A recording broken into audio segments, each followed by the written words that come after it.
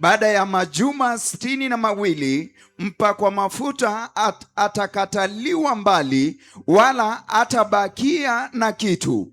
Watu wa mtawala atakayekuja watauharibu mji pamoja na mali patakatifu. Mwisho atakuja kama mafuriko. Vita vitaendelea mpaka mwisho, nao ukiwa umeamriwa.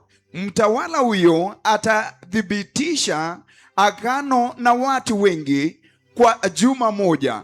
Katikati ya juma hilo atakomesha dhabihu na sadaka. Mahali pa dhabihu katika hekalu atasimamisha chukizo la uharibifu hadi mwisho ulioamriwa utakapomiminwa juu yake yeye aletaye uharibifu. Hallelujah. Hallelujah. Praise the Lord. Bwana asifiwe. I want us to start a journey. Our topic will be the redemption plan of God. Nataka tuanze safari na mada yetu itakuwa ukombozi, ule mpango wa ukombozi wa Bwana. The redemption plan of God. Ule mpango wa ukombozi wa Bwana. If you're able to give us the timeline, it's better. Ikiwa utaweza kutupa ule mduara wa majira itakuwa vyema. Today we are doing just the introduction. Leo unafanya utangulizi tu. We are just going to do introduction then we finish. Tutaenda kufanya utangulizi tu kisha tutamaliza.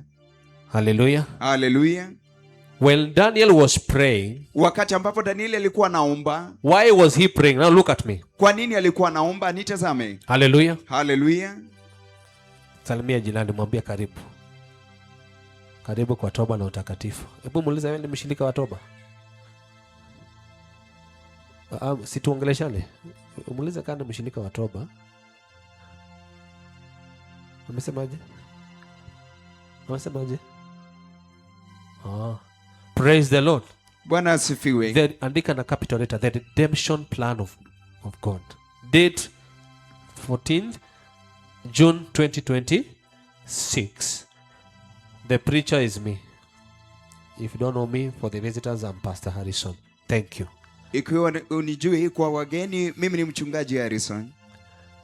Kwa nini nimejump hizo zingine? Hallelujah. Our main scripture will be John 3:16. Andiko letu la mwongozo itakuwa Yohana 3:16. Write it there down. Liandike pale. Everybody is writing. Kila mmoja anaandika. John 3:16.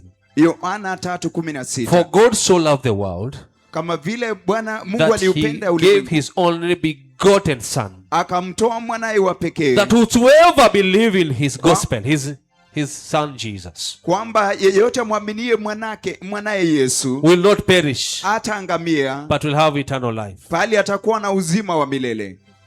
That is the whole redemption plan of God. Hiyo ni huo ndio mpango wote wa ukombozi wa Bwana. Hallelujah. Hallelujah. So when Daniel was praying and confessing his sin, wakati ambapo Danieli alikuwa anaomba na kuungama dhambi zake, and he was asking the Lord, he was requesting, petitioning the Lord, na alikuwa anamuuliza na kumuomba Bwana, for how long will you punish your people? Mpaka lini utawaadhibu watu wako? Jeremiah had written in his manuscript. Yeremia alikuwa ameandika katika ile mauzia yake. Look. Tazama. Remember. Kumbuka. Everyone look here. Kila mtu tazama hapa. Where is Daniel writing this? This conversation, having this conversation. Alikuwa wapi? Je, Danieli alikuwa wapi akiwa na haya mazungumzo? He was in Bwana asifiwe. Where was Daniel? Je, Danieli alikuwa wapi? He was in Alikuwa wapi? Musiwe wa Kristo yenye hawaelewi Biblia. Because hamsomagi. Mnasomeaga tu hapa. By the way, kuna watu tu Biblia Sunday wanaitafuta kwenye ilikuwa. Si tuongee tu kweli. Leo nani kabisa alikuwa anatafuta Biblia yako, najua iko hapa. Acha tuone watu ngapi wataenda mbinguni sasa. Nataka kuongea ukweli. Yes. Okay. Nitakupata. Na wangapi leo hii wiki wamesoma Biblia physical? Na usidanganye. Physical Bible. Inua mkono. Inua mzuri. Sasa nikwambia nitawapata. Wenye hawakusoma Biblia ilikuwa wapi? Salimia jirani. Sasa tuseme ya simu. Hallelujah. Look here. Hallelujah, tazama hapa. When Daniel was writing this, Wakati ambapo Danieli alikuwa anaandika he hili, was in Babylon. alikuwa Babeli. Si ni kweli? Si ni kweli? Bwana Yesu asifiwe. Why was he crying for Israel? Kwa nini alikuwa analia kwa ajili ya Israeli? Because look, when he saw the manuscript from Jeremiah, Kwa sababu alipoona yale mausia ya Yeremia that was written, ambayo ilikuwa the imeandikwa, punishment will last for 70 years. hukumu itadumu kwa miaka 70. And by the don't confuse that 70 years with the 70th weeks of Daniel. They are not even they are not written. Na hata hivyo usichanganyishe hiyo miaka 70 na zile juma 70. Biblia, just look, I am explaining something very important. Na hii topic ni ngumu. Utapitwa tu. Look here. Tazama hapa. So when he was leading the manuscript from Jeremiah, wakati ambapo alikuwa anasoma yale mausia kutoka kwa Yeremia, because Jeremiah was the prophet that saw the transition. Kwa sababu Yeremia ndiye nabii aliyeona yale mabadiliko. In the times of the judgment, when Nebuchadnezzar entered Jerusalem and burned the city and took the items of the house of God. Wakati wa Nebukadneza, wakati ambapo aliingia kwenye mji akauchoma na kuchukua vile vyombo vya ibada. It was the prophecy of Jeremiah. Ilikuwa ni unabii ya Yeremia. Hallelujah. Hallelujah. And he was telling Israel, everyone look at me. Alikuwa anawaambia Israeli, repent, tubuni, because I see evil coming from north. Kwa sababu naona hukumu ikija kutoka kaskazini. Hallelujah. Hallelujah. And they rejected the calling of repentance. Na walikataa ule mwito wa toba. As the Lord has spoken to us today as Kenya. Kama vile ambavyo Mungu ametuzungumzia leo kama taifa la Kenya. Akisema tubuni Kenya. I see judgment coming. Ninaona hukumu ikija. So Jeremiah was the one who saw that fulfillment of his prophecy. Kwa hivyo Yeremia ndiye ambaye aliona ule utimilizo wa huo nabii. And so now the children of Israel has been captivated in the land of Babylon. They were captives. Kwa hivyo wana wa Israeli walikuwa wametekwa nyara, walikuwa watumwa kwenye taifa la Babeli. And now the 70 years were almost gone.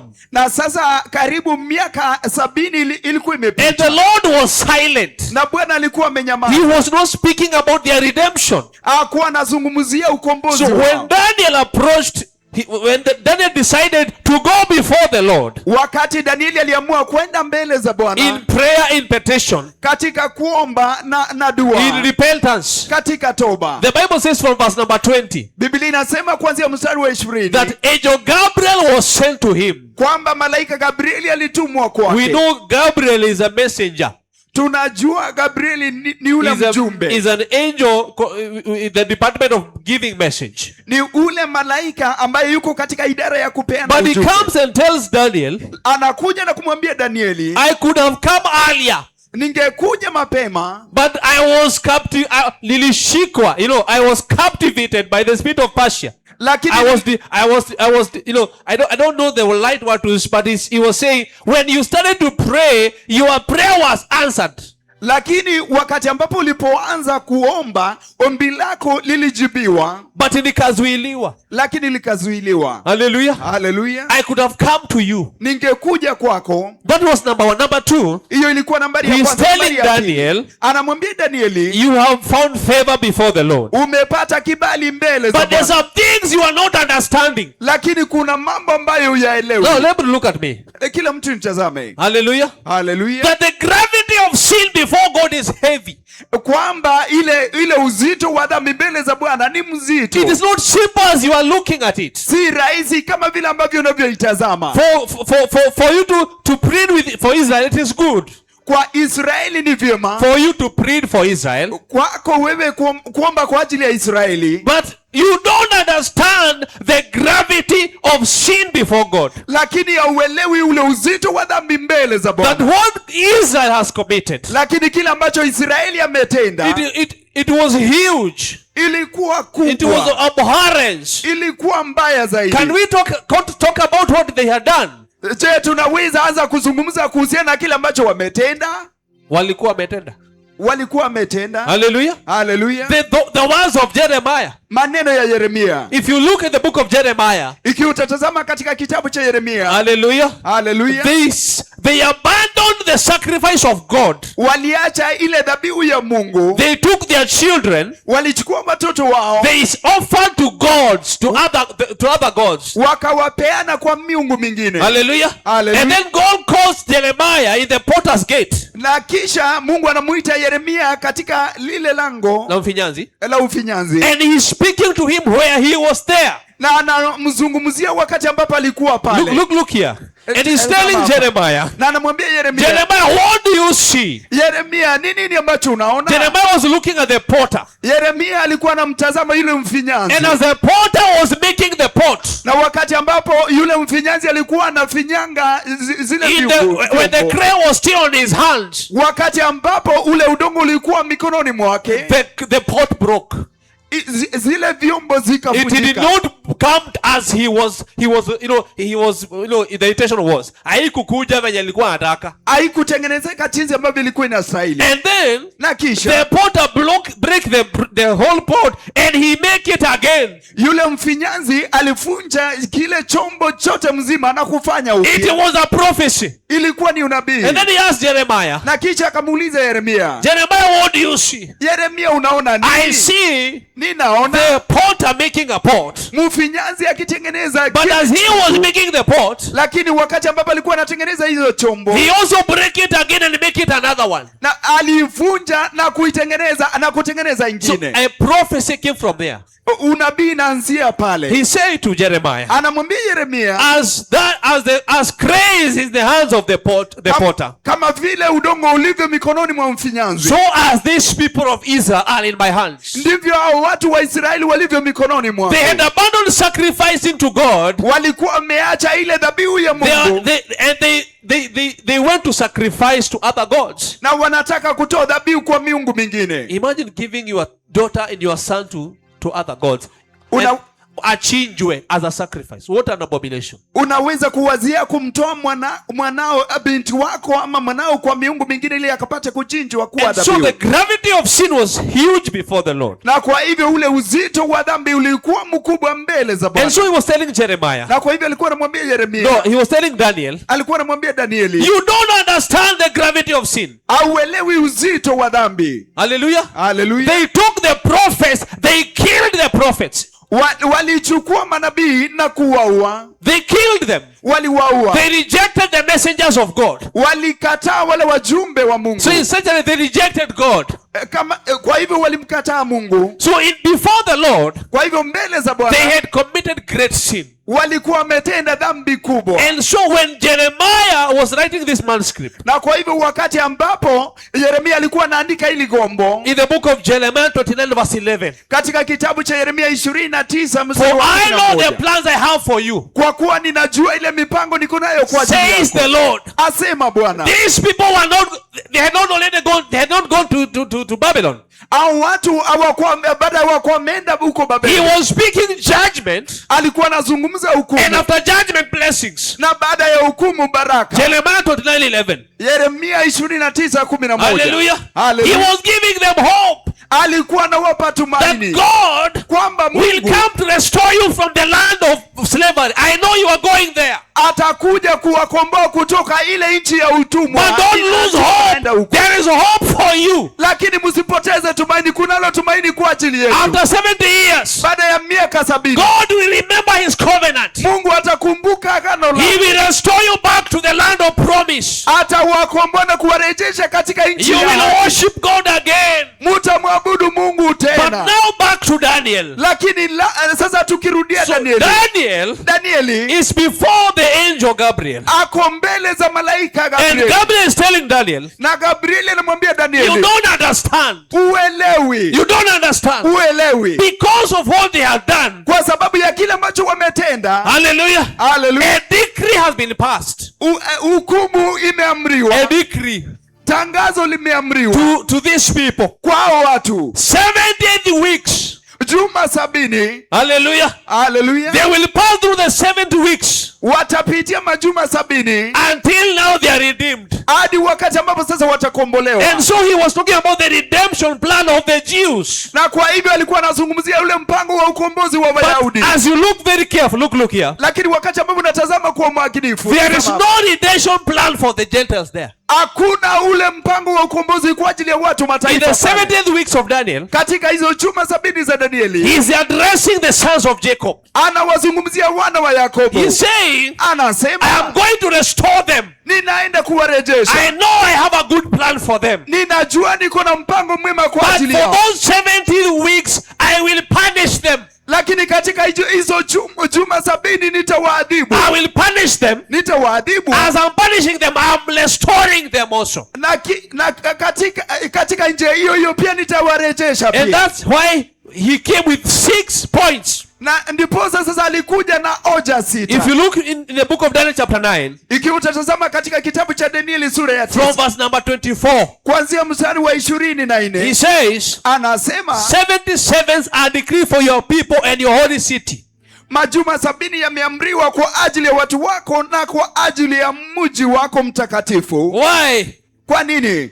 Why? Kwa nini? He said number 1, to finish transgression. Anasema hoja ya kwanza kukomesha ule number 2, to put end to sin.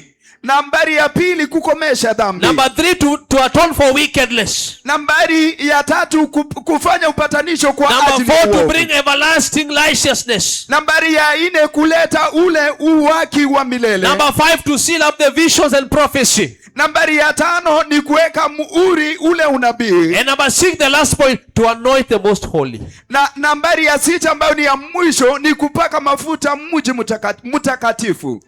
Let us clap to Jesus. Wacha tumpigie Yesu makofi. Pigie Yesu makofi. The word of God is powerful. Neno la Mungu ni la nguvu kabisa. Very, very powerful. La nguvu kabisa.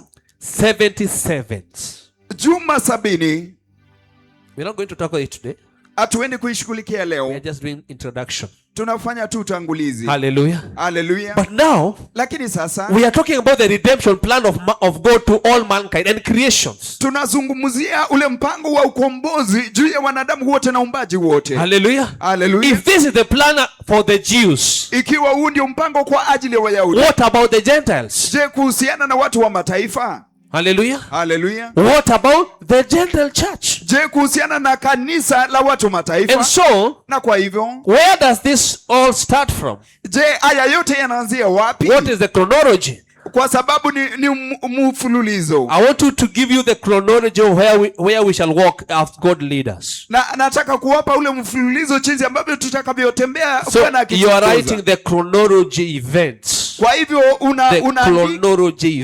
Kwa hivyo unaandika yale matukio ya mfululizo for the redemption plan of God. Kwa ajili ya mpango wa ukombozi wa Mungu. The chronology event, that is a subtopic, so you put it somewhere. Ule mfululizo wa matukio. Hallelujah. Hallelujah. And remember we said you come with a lead Bible, you buy a good book, you buy a Bible. Nakumbuka tulisema kwamba unakuja na kalamu nyekundu na unanunua daftari mzuri na pia Biblia mzuri. So that you underline that the chronology events. Unapigia mstari hiyo kwamba mfululizo wa matukio. Plan of God. Number 1. Kuhusiana na mpango wa ukombozi wa Mungu. Nambari ya kwanza, creation. Uumbaji. Number 1, creation. We are going to go fast. So nambari ya kwanza uumbaji. Number 1, creation. Nambari ya kwanza uumbaji. Number 2. Nambari ya pili, the fall of man. Mwanguko wa mwanadamu. And somebody will ask, why are you starting from creation? Najua mtu anaweza kuuliza ni kwa nini unaanzia uumbaji? You know why? Je, unajua ni kwa nini? Can you pause a bit and look at me? Je, unaweza kukomesha kwa muda kisha unitazame? Have you ever read it somewhere in the Bible? Look here. Je, umeisoma mahali katika Biblia? Look here. Tazama hapa. That the Lamb of God, kwamba mwanakondoo wa Mungu, was slain before the foundation of the world. Alichinjwa kabla ya misingi ya dunia. Nani ameelewa hiyo neno? That's why I told you this is deep. Ndio maana niliwaambia kwamba hii ni ya vilindi. The Lamb of God. If you're wise, you could have written that statement somewhere. The Lamb of God, mwana kondoo wa Mungu, was sacrificed. Alitolewa dhabihu. Was slain. Alichinjwa. Before kabla the foundation mis, of the creation of what? Whatever you want to say there. misingi ya Before uumbaji. time, anything you want to say there.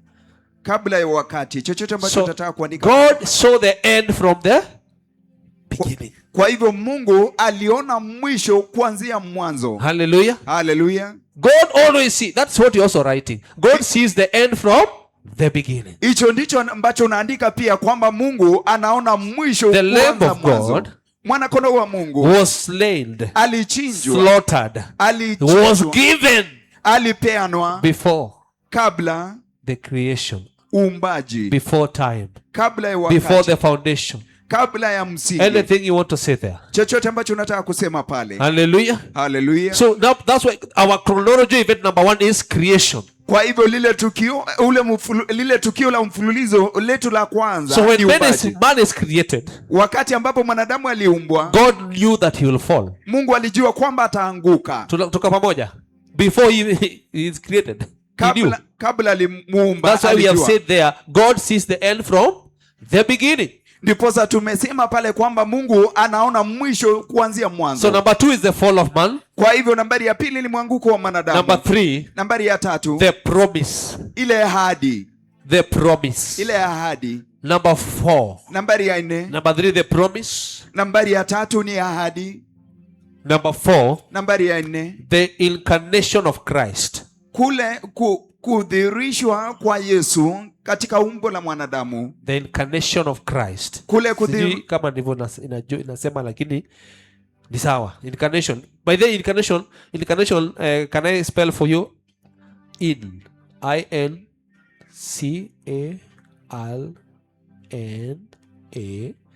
INCALNATION. Kwa sawa? The incarnation of Christ Jesus.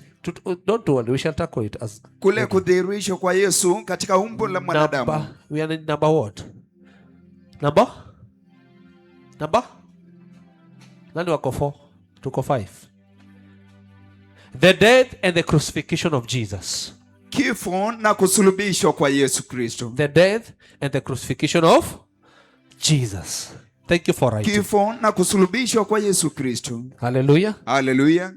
The redemption plan of God. Ule mpango wa ukombozi wa Mungu. But now we want to tackle, lakini sasa tunataka kushughulikia not only for the Jews, because for the Jews we are going to tackle the 70th week of Daniel, but for the whole creation and mankind. Si kwa ajili ya Wayahudi peke yake, lakini kwa ajili ya umbaji wote wa mwanadamu. Hallelujah. Hallelujah. Number 6, resurrection. Nambari ya 6, ufufuo. Hallelujah. Hallelujah. Number 6, resurrection. Nambari ya 6, ufufuo.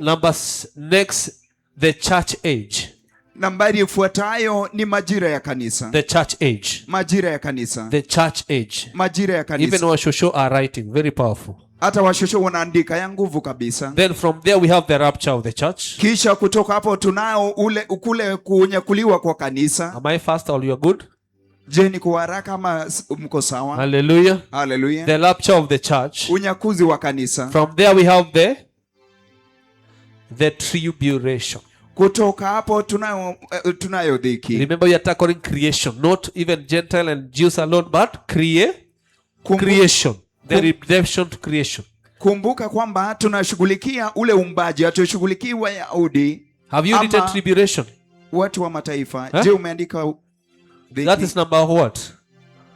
Number 9. Thank you. Number 10 is what? So you know, after tribulation you have what? Andika hiyo ingine. Hiyo si wapi. Kama you hujui wewe si watoba. Andika hiyo ingine next. Unajua kuna mahali nitawapata.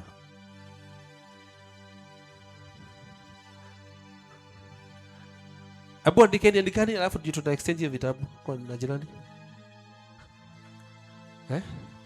Wacheni kuibiana. Andika. Hiyo tuko namba ngapi pastor? Number 10. Yes. Nata si imehubiriwa hii wiki. Wenye walikuwa nasikiza radio. Si imehubiriwa? Hiyo namba 10 imehubiriwa hii wiki. Yes. Number 10. Namba 10 nimeona unajaza. Sipeani.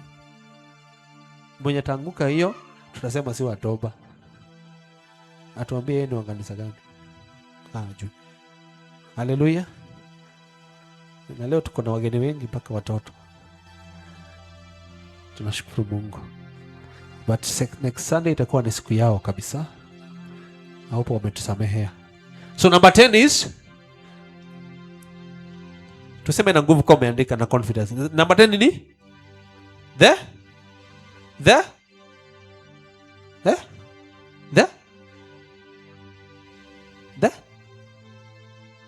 Pastor the kuna ingine iko hapo mbele. Unajua kama umekosea unajua utakanso hivi alafu utasikia vibaya, si ndivyo? Enoch, number 10 ni the second coming of Christ. Yes. Ulikuwa umeandika nini? Sawa. Ndio unajua kilikuwa umeandika. Number 11. Nambari ya 11. Jaza mpaka na by the way ingine siwapei. Mnajua. Nimewasaidia kutoka mwanzo. Number 11 is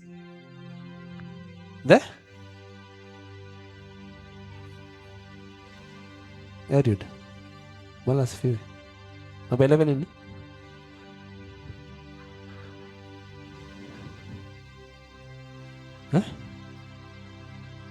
11 imeandika gani? Umeruka. Number 11.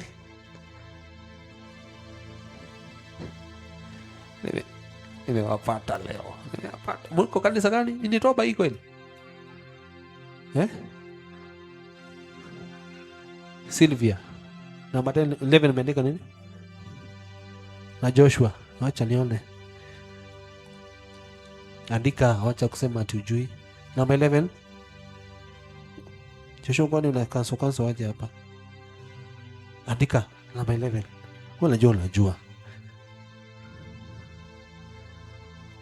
Wewe umeenda mpaka 12. Wewe uko mbele sana. Wewe uko 13. Wewe uko ngapi? 11. Kuna watu wako 13. By the and then hebu malizeni yote. Sasa nimewapea ruhusa, malizeni yote. Sasa nikuje nikague. Nijue kama nyinyi ni watoba. Ama wewe ni mgeni. Maliza yote mpaka. In fact I think should be, is it 14? Should be 13, 14 there. Let me look at my notes.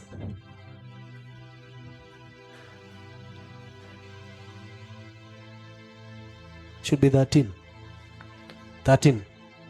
Kama huna 13, inua mkono juu. Tukusaidie.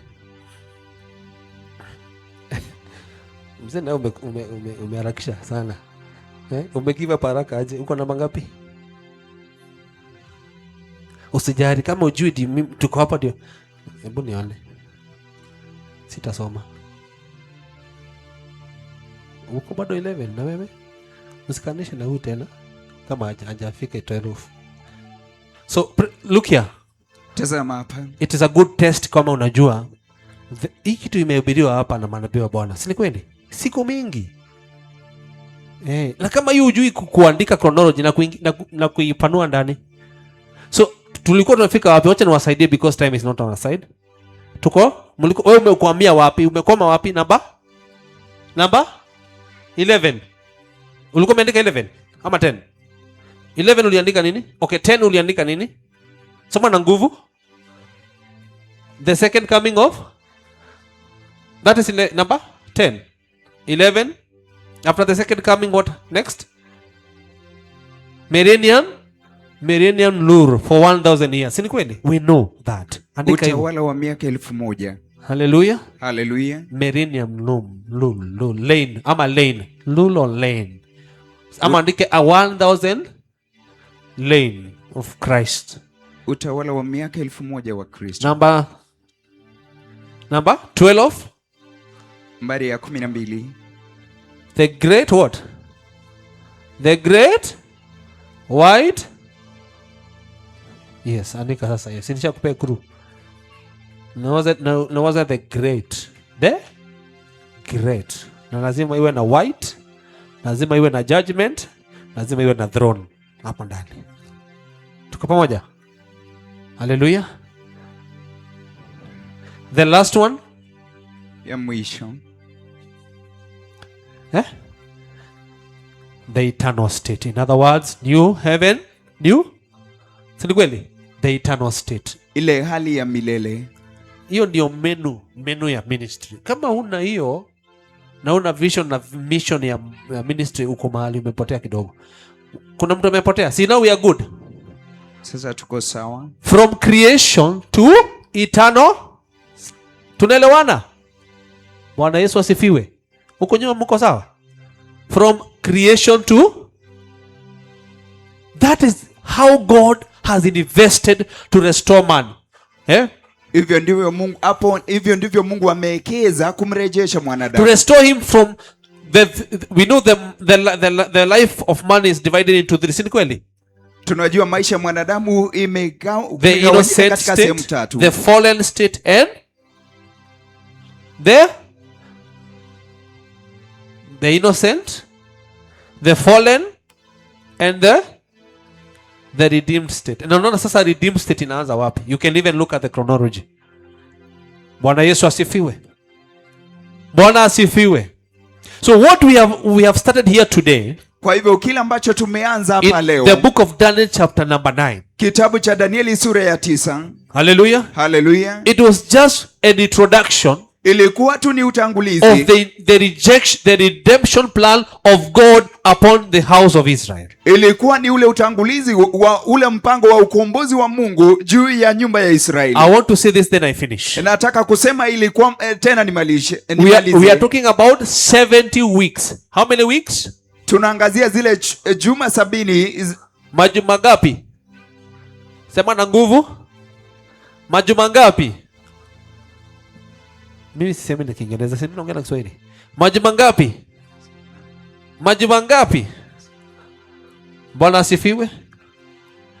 But in the book of Daniel chapter number 9, lakini katika kitabu cha Danieli sura ya 9 from verse 24, kuanzia mstari wa 24.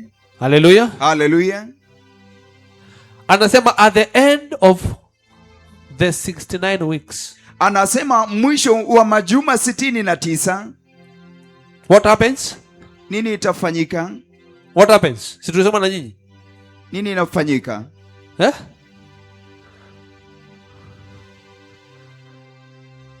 Bwana Yesu asifiwe. Mmezoea kupewa kila kitu. Si hata wewe unafikiria kidogo, ndio unaingia haraka. Sitaki kufanya hesabu leo because I know we have some calculation to do there. Kwa sababu najua kuna mahesabu ambayo tutafanya pale. Hallelujah. Hallelujah. Because there is the 62:7. Si ndivyo? Si ndivyo kweli? And then there is 7:7. Si ndivyo? Kuna majuma 62 na 7 na wacha basi niwaachie na hesabu ndio tumalize. Can we go to the Bible? Si vitu zangu na wasomee. The book of Daniel chapter 9 from verse where? Then I leave you there. Is it verse 25? Si ndivyo? Kitabu cha Danieli sura ya 9 kuanzia mstari wa 25. Look at verse 25, he says. Tazama katika mstari wa 25 anasema, know and understand this, from the issuing of the decree to restore and rebuild Jerusalem until the anointed one, the ruler, comes, there will be 7 and 62 sevens. Ujue na kuelewa hili, tangu kutolewa kwa amri ya kutengeneza na kujenga upya Yerusalemu mpaka kuja kwa mpakwa mafuta aliyemtawala, kutakuweko na majuma 7 na majuma 62. Hallelujah. Hallelujah. So right there, kwa hivyo andika pale 7 7 and then 62 na kisha 62 7.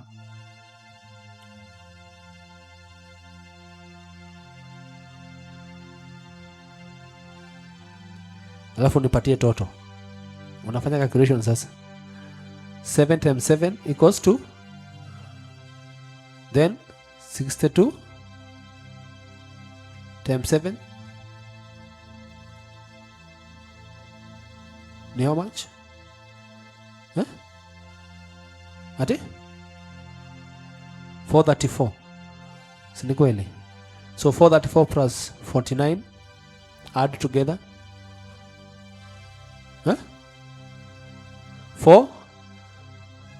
Si kweli? So and we are talking about how many weeks? Na tunazungumzia majuma mangapi? So already we have how many weeks exhausted?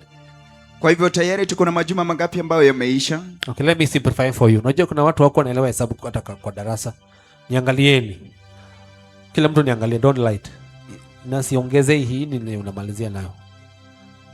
Tunaongea kuhusu how many weeks of Daniel? Weeks. 70 weeks. 1 week represent how many years? Juma moja linawakilisha miaka ngapi? Ngoja kwanza. Unajua wacha basi nikusaidie ni Kiswahili kidogo hapo. Tunaongea kuhusu majuma ngapi ya Danieli? 7. Wiki moja ina represent miaka ngapi? Miaka ngapi? 7. Kweli? Tumeelewa kwanza hivyo? Hebu salimia jirani. Mwambie tu ajaribu kuelewa. Ajaribu tu, si ndivyo? Tunaelewa hivyo? Majuma 7 ilitangazwa kwa ukombozi na urejesho wana Israeli. Sawa? Hiyo majuma 70. Majuma ngapi? 70. Sawa? Sema 70. Eh? Sema tena 70. Si ni 70. 70 shillings. 70 bob. 70 years. Si kweli? Tunaelewa? Bwana asifiwe. Hiyo majuma 70, shosho wako wapi? Wako hapa. Mama Kawaya ako hapa pia. Majuma 70, juma moja, wiki moja ni ina represent miaka 7. Andika hapo kwa kitabu yako. 1 week represent 7 years. Mwenye andiki si watopa, si ndivyo? Kabisa. Leo ataokoka. Kwa watopa. Majuma ngapi? Miaka ngapi? 7. Juma moja, 1 week equals to how many years? 7 years. Umeandika hivyo?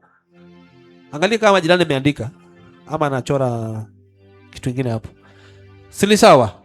Sasa kama juma moja ni miaka 7 na majuma 70. Majuma ngapi, si kweli? Majuma 70, najua Kiswahili ni ngumu. Majuma 70 ni miaka ngapi? Sasa utasema 7 times 70. Si kweli? Si tuko pamoja hivyo? Kama wiki moja ni 7 years. What about 7? What about 70 weeks? Si kweli? Sitakuwa 490. Tuko pamoja hivyo? Wewe umeona hivyo? Na kama unaona kama hujaona hivyo, ambia calculator ikuonea hivyo. Itakuonea tu hivyo. 7 times 7 ni 49. Alafu si 10 iwe 490. Si sawa? Is it? Tuko pamoja hivyo? Sasa turudi kwa verse 25. Anasema verse 25 anasema nini? The first 7 and 62:7. What will happen? Nasema from the issuing of the decree to restore and rebuild Jerusalem until the anointed one comes. Who is the anointed one? Je, mpakwa mafuta ni nani? Ni nani huyo? Andika hapo hivyo. The anointed one, the ruler, is the Messiah. Si kweli? He is the anointed one. Mpakwa mafuta mtawala ni Masihi. So anasema before akuje. Si kweli? It will be 70. It will be 7 and inamaanisha nini? Si plus 62:7. Si kweli? Tukaona ni 49 years plus how many years? 430. Si kweli? Umeona hivyo wewe? Mwenye hajaelewa usijifanye unaelewa, unainua mkono usielewa hapo. Tunasema hivi, Bwana Yesu asifiwe. Bwana Yesu asifiwe. Tunasema kabla Yesu akuje na asulubishwe.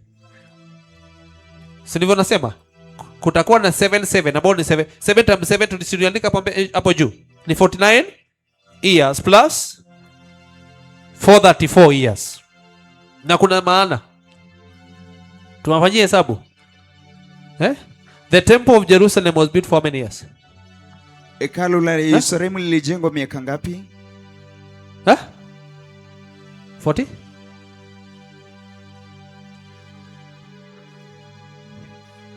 I think tutawachanganya, wachana na hiyo. Nilikuwa nataka kufanyisha calculation. And then nikuje nikwambie about the 400 years. And then I tell you about the years of Jesus. How old he was. Lakini nitawaambia next time. Sasa umechoka, nitawachanganya. They come exactly the same calculation. I'll explain next Sunday. Tena hiyo hata hujasikia, si ndivyo? Sasa sikia hii. Anasema verse 25 ndipo Daniel chapter 9:25. Hapo ndipo tunamalizia. Bora tu uelewe hivyo. Anasema 77 about 49 years and na kuna sababu kwa nini amegawanyisha hivyo. And 62:7. What will happen? The anointed will come, sivyo? But at the end of the 62:7 he will be cut off. Si atachinjwa, si atasulubishwa. Hey, hii darasa ni gani? Although hii kitu nimehubiri mara 10 huku na hamjaelewa. Sasa narudia pole. Lakini shida yenu hamtaki kuelewa. Bwana Yesu asifiwe. Yesu alipokuja msalabani, before aende msalabani, miaka yake ya kuzaliwa na kutoka hii dunia ilikuwa ngapi? Si 33.5. If you round off is 34. Siandike hapo hivyo. Unangojea introduction nyingine? Andika tu hivyo, andika tu bila sababu. Andika tu. Tuta add up by the end of the day, utaona why we saying this. Hallelujah. Praise the Lord. Bwana asifiwe. Mpaka amen pia hamjui kusema. Tabidi nimalizane na hiyo ingine ni next Sunday. Si kuna kitu umeshika leo. Piga Yesu makofi. Siongezi kitu kingine hapo. Piga Yesu makofi hata kama utaelewa. In other words, ni summarize ndio hata nimefunga Biblia yangu. Lakini mngetupatia nini tu wangesaidika pia. That timeline. 69, wacha sitaongea mambo ya miaka, weeks. Look at me. 69 weeks. Majuma 62. Mwisho wa 69 weeks, the Messiah go to the cross. Sawa? Usikubali hata kama hukubali. Bwana asifiwe. Na nashukuru Mungu, hii topic ni ngumu kwa sababu pia mna makinika, mnaelewa. Hata kama sasa unaona pale, good. Angalieni huko basi. Sasa ndio muelewe. How many weeks? The first, unaona iko na 1 week plus 62 weeks. Hii 1 week achana nayo kabisa. Kwanza ile 62 weeks at the end of it, unaona kuna msalaba. Iko ama haiko? Yesu, that is the anointed one is cut off and he is crucified. Mumeelewa sasa? Hiyo scripture 25. Hallelujah. Now, hii 7 weeks. 7 weeks times 7 tumesema ni? Si 1 week is 7 years. Si ni 49. This one peke yake represent what? The years and the completion year of the building of the temple. Sawa? That 1 week you see there. That is 7 times 7. 1 week represents 7 years. So 7 times 7 is 49 years. Sini sawa? Then from there it is divided into 62 weeks. Those 62 weeks ndio unasikia hizo vitu zote zimeandikwa hapo. But at the end of 62 weeks unaona the cross of Jesus, the anointed one is cut off and he has nothing. Tutaelewana, tutaelezea next Sunday why ameenda na inaonekana why does the Bible say that he is cut off? Stick with misquote the Biblia, but he say what? He is cut off and anasema nini? He has nothing. Anasema nini? Kuna kitu kama hiyo. Anasema baada ya majuma 62. Verse what? 26. Wasome. Baada ya machuma 62 mpakwa mafuta atakataliwa mbali, wala hatabakia na kitu. Unajua kwa nini anaambia hatabakiwa na kitu? Because he did not achieve the kingdom. Kwa sababu hakuafikia ufalme. Hallelujah. He don't get the kingdom. So anaonekana kama Yesu alipokufa alienda bila chochote. But they did know that after he been cut off, he resurrected. Let us clap to Jesus. Lakini tunajua kwamba baada ya kukataliwa alifufuka. Baada ya kufa. Baada ya kufa alifufuka. On that day he was resurrected. Katika hiyo siku alifufuliwa. It was the plan, the redemption, ni mpangilio wa Mungu ya kukomboa mwanadamu. Because tukifika, where did you like the millennium rule? Number what? Ilikuwa number what? Hata number umesahau. Yes. When we reach the millennium rule, because at one time hizo vitu hatutaangalia, tutafika mahali tu jump mpaka rapture. Tuende kwa tribulation, tuende kwa nini, kwa the second coming, then tuende kwa millennium rule. You will understand one thing. Utaelewa jambo moja. Hallelujah. Hallelujah. After the tribulation. Baada ya dhiki. After what? The tribulation. Baada ya dhiki. And the Messiah comes the second time. Na Masihi aje mara ya pili. He come to restore everything. Anakuja kurejesha kila kitu. Including creation. Kuuzisha umbaji. Hallelujah. Hallelujah. In that 1000 years. Kwa hiyo miaka 1000. Kwa hiyo miaka 1000. Then in his reign. Katika utawala wake. Hallelujah. Hallelujah. With us, because it is us who will come back to Jerusalem that day. It is us. I believe it's me and you. Pamoja nasi, kwa sababu ni mimi na wewe ambaye tutakuja pamoja na Yerusalemu. Now it is what the disciples were asking. Even the mother of, is it Simon or who was asking, would you allow my son to sit on this side and this side on nini? Si ni kweli? Akamwambia nini? Okay, tuachane na hiyo. Akamwambia nini? Na mnasoma Biblia gani? Kama hiyo pia mkumbuki. They were telling Jesus, have you come to restore what? The kingdom. Si ni kweli? Walikuwa after resurrection. Yes. Akamwambia no. Tena akamwambia kwanza aliwakemea sana. They thought that after the cross, sasa Yesu amekuja to restore the kingdom of Israel. And that's why the Bible says he left, and he says that he, copy of scripture verse 26. He says the anointed one will be put to death and will have nothing. But when he comes in the 1000 years, he is coming to restore the kingdom.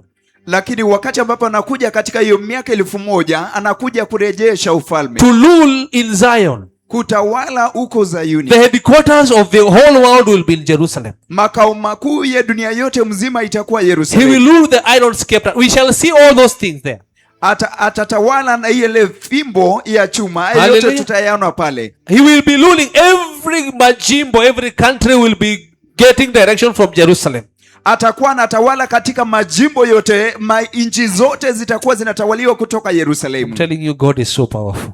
Nawaambia Mungu ni wa nguvu kabisa. Let us clap to him. Wacha tumpigie makofi. Imagine for 1000 years. Unaweza kuwazia kwa miaka 1000 without the devil on the earth. Bila shetani duniani. Watch hata 1000 years. Mungu akitupatia just one hour without the devil on the earth. Imagine, lisa moja bila shetani. Sisi tunakuwa 24 hours locked na yeye. Imagine 1000 years without the devil. Unaweza kuwazia miaka 1000 bila shetani. Jamani, wacha tungengane tuingie katika unyakuzi. Bwana asifiwe. 1000 years without the devil. Miaka 1000 bila shetani. There is no hatred. That's why you hear that simba watalala na nani? Na mwana kondoo. Nyoka atacheza na nyoka. Nyoka atacheza na mtoto mdogo. Ataingiza mkono wapi? Kwa shimo lake, na nothing will happen. It will be a reversal. Itakuwa ni of the curse of Genesis chapter 3. Itakuwa ni kurejesha ile laana katika kitabu cha Mwanzo. Hallelujah. Hallelujah. And the devil ameshikwa na malaika tu moja akarushwa huko. Si ni kweli? The abyss.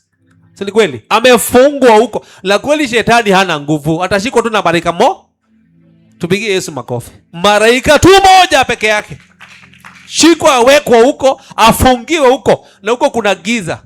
Akae huko. Miaka ngapi? Imagine 1000 without the devil. Unaweza kuwazia miaka 1000 bila shetani. Ni sherehe mwaka moja naisha, miaka 10, miaka 100, 1000 years. Miaka 1000. And then we are ruling with Jesus face to face. Yesu ndiye atakuwa mfalme. He is coming to rule as sasa ndio the lion treble of Judah atajulikana. The lion. He is coming with the power of the lion. Anakuja na nguvu za simba. Na kama alishinda shetani na nguvu za mwanakondoo, na akikuja na simba. Unaelewa? It will be a military war. Itakuwa ni vita vya kijeshi. Bwana asifiwe. Bwana asifiwe. But in all that chronology, lakini katika huu mfululizo wote, hallelujah, hallelujah, our parties in the 69 week, sehemu yetu ni kwamba katika hizo majuma 62, that is 62 plus, tupatie hiyo nini tumalize, 62 plus 7, 62 ukiongezea 7, that is 69, inakuwa 69. When Jesus was crucified, wakati ambapo Yesu alisulubishwa, the clock stopped. Saa ilisimamishwa. So that, look here, sisi wana mataifa, the Gentile nation, ili kwamba watu wa mataifa, angalia hapa, at these 69 weeks, at the end of it, katika mwisho wa hizi majuma 62, the clock was stopped. Saa ilisimamishwa. So that the church can be grafted in the plan. Ili kwamba kanisa likapata kupandikizwa katika huu mpango. Hallelujah. Hallelujah. And that's why, na ndiposa, in our chronology, katika huu mfululizo wetu, we have the church age. Tunao majira ya kanisa. And last time we said the church age. Na wakati uliopita tulisema kwamba majira ya kanisa. Right now we are how old? How old are we in the church age? Sasa hivi tuko umri wa miaka ngapi majira ya kanisa? Since the cross. Tangia miaka ngapi? 2026 years. Miaka 2026. This is how old we are in the church age. Huo ndio umri ambao tunao kama majira ya kanisa. But the clock stopped. Lakini saa ilisimamishwa. Meaning, and that's why, look here, I give you interpretation. Kumaanisha, that's why in the book of Matthew chapter 24 that 6 says what? Ndiposa kitabu cha Mathayo sura ya 24 mstari wa 36 inasema, since the clock was stopped, tangia saa iliposimamishwa, yes, tangia saa, nobody knows the day or the hour of the coming of the Messiah. Hakuna yeyote ajuaye saa wala siku ya kuja kwa Masihi. Naelewa hiyo. Patroni peke yake ndiye ameelewa. Yeye nimesema. Since the clock was stopped, tangia saa iliposimamishwa, so haiendi. Si ni kweli? So huwezi sema tumefika saa ngapi? And that's why the coming of the Messiah in the rapture, ndiposa kuja kwa Masihi katika unyakuzi, nobody knows the day, hakuna yeyote ajuaye siku or the hour wala saa of the coming of the Messiah, ya kuja kwa mwana wa Mungu. Let us clap to Jesus. Wacha tumpigie Yesu makofi. But after the rapture happens, lakini baada ya unyakuzi kutendeka, the clock start again. Saa itaanzishwa tena. For this one last week, kwa ile juma ambalo limesalia la mwisho, the 7 years of tribulation, miaka 7 ya dhiki. And so if it happens today, na kwa hivyo ikiwa itatendeka the rapture happens today, unyakuzi utendeke leo, then we shall know the exact date of the second coming of the Messiah. The exact date. Basi tutajua ile tarehe aswa ya kuja kwa pili kwa Masihi. Because it will be exactly 7 years. Kwa sababu itakuwa aswa miaka 7. Si ni kweli? Si ni kweli? The only thing why we don't know the hour or the time for the coming of the Messiah, because the clock stopped. Jambo la pekee ambalo linafanya kwamba hatujui kuja kwa Masihi ni kwa sababu saa ilisimamishwa. Saa yako ikistop kuendelea, unaweza jua ni saa ngapi? Ya ukweli? Hauwezi jua. And that's why you should prepare, because you don't know the time and the hour. Ndiposa unastahili kujiandaa kwa sababu hujui saa wala siku. Let us clap to the Lord. Wacha tumpigie Bwana makofi. and stand on our feet na tusimame katika miguu yetu in the mighty name of Jesus. katika jina kuu la Yesu. Hallelujah. Hallelujah. As we are standing, we are clapping again to Jesus. Wakati ambapo mnasimama tunampigia mara tena makofi Bwana Yesu. Tunapigia Yesu makofi. Tunampigia Yesu makofi. Hallelujah. Hallelujah. Praise the Lord. Bwana asifiwe. Pigieni Yesu makofi. If you have gotten something today, ikiwa umepata jambo leo, hallelujah, hallelujah, clap to Jesus. mpigie Yesu makofi. Clap again to the Lord. Mpigie Bwana makofi mara tena. He chose to die, alichagua kufa, and at the 69th week na baada ya majuma 69 he ushered us. We were nowhere. alituingiza sisi ambao hatukuwa mahali.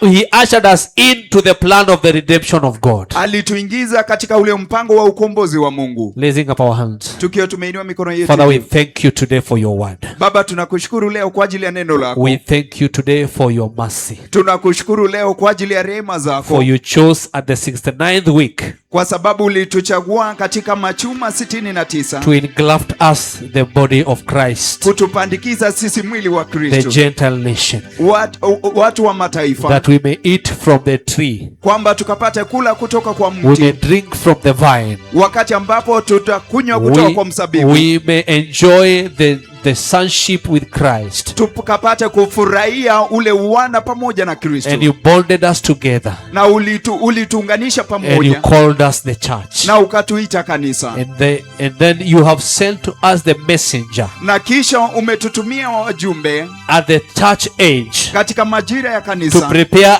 us for the coming of the Messiah. kutuandaa kwa ajili ya kuja kwa May Masihi. you help us that we may not miss this grace, Wacha na utusaidie kwamba tusikose hii neema, that nothing may separate us from you, Jehovah, kwamba hakuna chochote chochote that your kizitutenganishe na agenda may be wewe, accomplished, kwamba ajenda yako ikapate that kutimilizwa, nobody may miss the kingdom of God in this house. na hakuna yeyote ambaye atakosa katika ufalme katika hii nyumba. We thank you for this service. Tunakushukuru kwa ajili ya ibada. Thank you for your people. Asante kwa ajili ya watu wako. Thank you for what the Lord has spoken. Asante kwa yote ambayo Bwana umezungumza. Thank you for even speaking to each and every one of our hearts. Asante kwa ajili hata kutunenea kila As we mmoja go home, wakati ambao tunaenda nyumbani. may you minister to us. Wacha na May you ukatuhudumie, remind us. ukatukumbushe. Help us serve you, because now we know the time is over.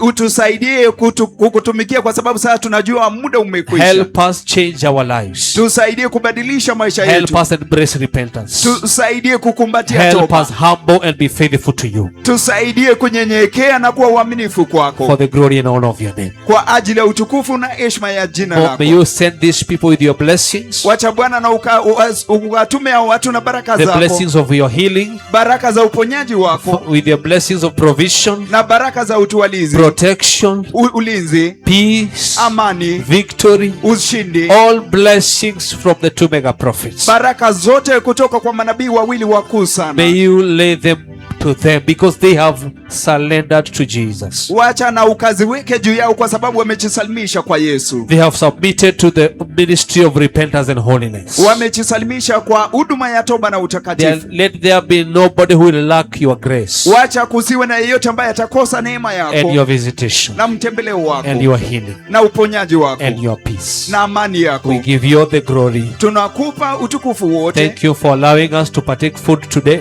Asante kwa kuturuhusu tukapata kushiriki chakula We leo. receive it in thanksgiving. Tunaipokea kwa na And shukurani, we pray that you may help us also remember the poor and the vulnerable, na tunaomba kwamba utusaidie ukiwakumbuka maskini na wasiojiweza, for the glory and honor of your name. kwa ajili ya utukufu na heshima ya jina We lako. commit our revival programs to you, Tunapeana mipango yote ya uvuvio kwako, our job, our activities for this week, na kazi zetu na shughuli zetu za juma our hili, children who are in school, na watoto wetu ambao wako all shule, our members. na washirika wetu May wote. you watch them under your mighty arm, O God Almighty, Wacha na ukawalinde chini ya mkono wako mkuu Bwana, and cover them in the blood of Jesus. na wafunike na damu ya Yesu. This is our humble prayer, Ili ndio ombi letu la unyenyekevu, even as we end this service. hata wakati ambao tunatamatisha ibada hii. Bless our visitors, Ukawabariki wageni wetu, even our newest visitors, our newborn children. hata wageni wetu na watoto wetu ambao wamezaliwa We upya. receive them afresh in the house of God. tunawapokea upya katika mikono ya Bwana, And we pray that you may prepare them for next Sunday. na tunaomba kwamba ukapate kuandaa kwa ajili ya Jumapili ijayo, Even the Holy Communion. hata kwa ajili ya meza So takatifu ya that Bwana, we may partake from you, Jehovah. ili kwamba tukapate kushiriki kutoka kwako We Yehova. thank you and we bless your name. Tunakushukuru na In kulibariki the jina mighty name lako. of Jesus Christ, we pray and give thanks. Katika jina kuu la Yesu Kristo tumeomba na kushukuru, And everybody say amen. na kila mmoja aseme amina. Let us clap to the Lord Jesus. Wacha tumpige Bwana Yesu makofi. Hallelujah. Haleluya. Raising up our hands. Tukiwa tumeinua mikono yetu May the juu, Lord bless you and keep you. May the Lord make his face shine upon you and be gracious to you. May the Lord turn his face toward you and give you peace. Amen. And now may the grace, the love of God, the fellowship of the Holy Spirit be with us now and forevermore. Amen. Let us clap to the Lord Jesus. wacha tumpige Bwana